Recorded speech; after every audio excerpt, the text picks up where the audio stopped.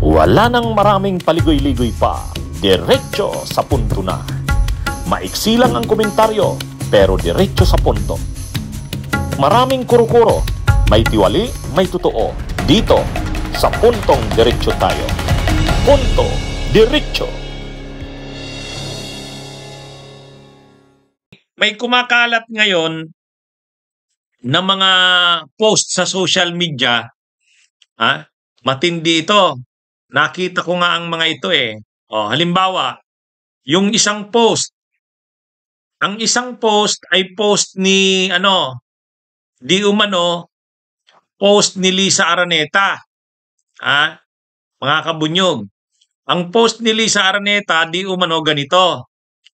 I won't argue with you anymore because after all, you are my husband's sister and I respect mommy. Yung si Imelda.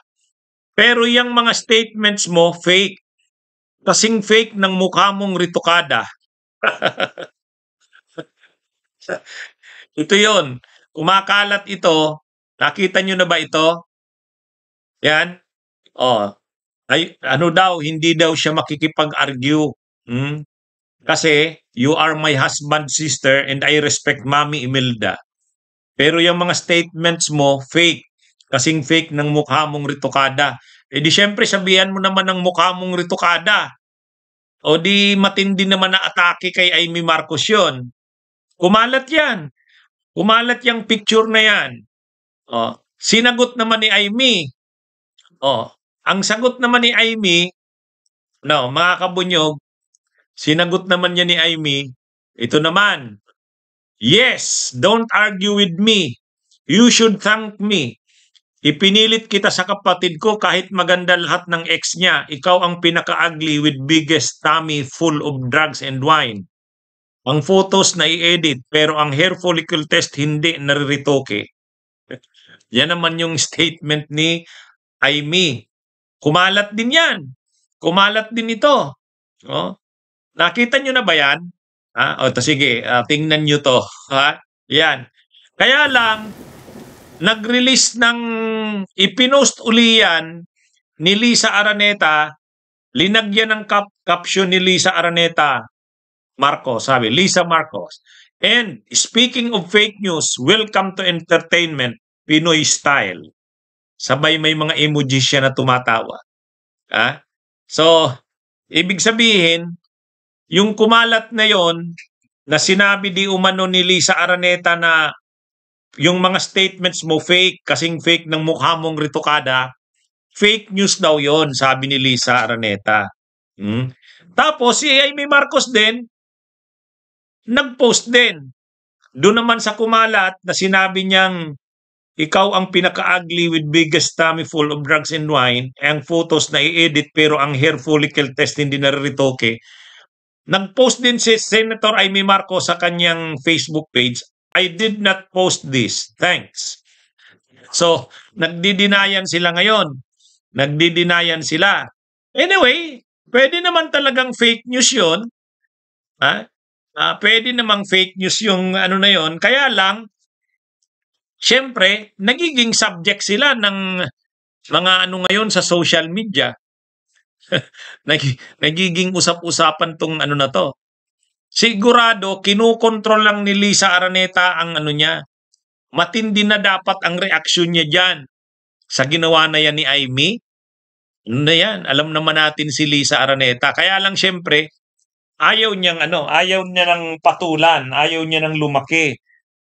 Kaya lang, kumalat ito eh. Kumalat itong mga post na to, ay dahil nga medyo matitindi ang laman ng mga post na to, yun, kumalat siya, nag-trending, grabe, viral. Pero sa bandang huli, binabawi ni Lisa Araneta, hindi niya daw post, fake news daw yon. Sabi rin naman ni Amy, hindi niya rin daw post yon. Kaya lang siguro, kahit na hindi nila post yon, sa totoo lang, ganun yata ang gusto nilang i-post. Sa totoo lang, ganun ang gusto nilang i-post. Yung init nila sa isa't isa, mainit ang dugo ni Amy kay Lisa Araneta, alam naman natin yan. Eh di syempre si Lisa Araneta ganun din. Kaya yung post na yun, hindi kanila. Oh. Pero sa totoo lang, ganun talaga ang gusto nilang i-post. Kaya lang, pag ganun yung post kasi nila, lalabas, masyado na silang cheap. Magpapakababa na silang masyado. Pero, yun yung nararamdaman nila sa isa't isa eh. Sigurado tayo dyan. Kayo, ano sa tingin nyo? Ha? Oh. Actually, kumalat yan, tapos binalit sa media, sa mainstream media. Tapos nung bandang uli, binawi din ng mainstream media. Sabi, fake daw pala yun. Yung mga kumalat daw pala na yun ay fake. Kaya lang, shinare na ng mga netizens. Kumalat na ng kumalat yun kasi nga, naiintriga ang mga netizens lalo na dito sa away nilang ito.